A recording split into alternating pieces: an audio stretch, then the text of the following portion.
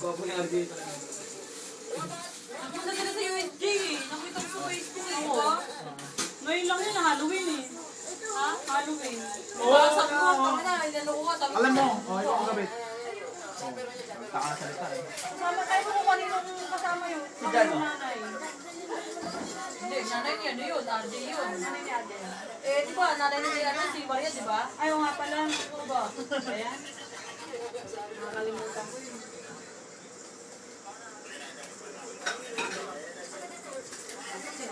Kumusta ang pulutan, ha? Ginawang ulam. Pinauulam. Karat lang kasi, kain na kain. Ito, mamumuya na naman. Ako nga pinakauling kumain eh. Ako mayang ng kanin? Sila. Ako pinakauli. Hello. Yun na, Nay. Sila tuloy Oh, kami good. pala. Dude, bili ka ng kamatis. Oo, bago punta dito. Dude. Sino yan? Ito, para hain lang eh. Sino yung dude mo, Dre? Ha? Diyan ka na maglaro. Kukunin mo pa yan. Last mo na, ha?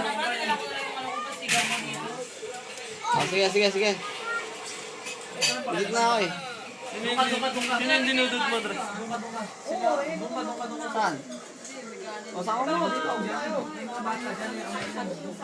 Doon ka nga. Kukunin ko na yung HP mo. No! Ross, punta dito, Ross! Belo, si Ross, ayaw daw pumunta, oh. Oh, yun, no? Tada. Yan naman. Nahiya nga doon si Jobel kasi yun. Ah. Sa pagkain. Kaya yung kayo, may Ross. Oh, paano ba? Dapat, yun naman, sa bahay. Nagagal. Jan! Ano height mo? Dapat din ako sa ospital. Ano height mo? 9'2". Paano sa ospital? Nakano sa ospital? 9'2". Kasi ano ako? Hindi doon. 8'7 ako. Ano yan? Uwi na?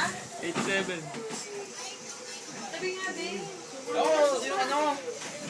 Sa ano? Sabay niya kahit anong pera. Sa balat talaga, pare, sa balat. Alam nila yun. Oo, ano? Eh, baka, pag ano? Hindi, ito yung ganito.